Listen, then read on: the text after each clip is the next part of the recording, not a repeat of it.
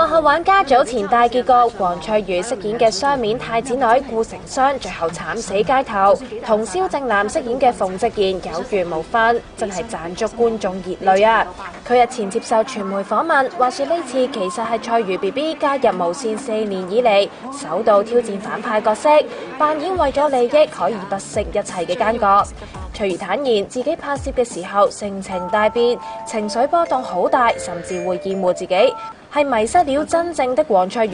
尤其係同現實中嘅男朋友蕭正楠情侶檔合作，喺劇中要不停咁傷害對方，壓力就更加大啦。佢透露嗰段時間同阿蕭之間好少交流，一啲都唔似拍緊拖嘅男女朋友。不過好彩，阿蕭非常體貼翠如，一直默默咁支持佢，開解佢。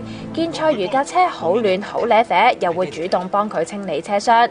難怪翠如話已經認定咗對方，更加大讚阿蕭係一個100分男友啊！唔夠 juicy，但係辜負。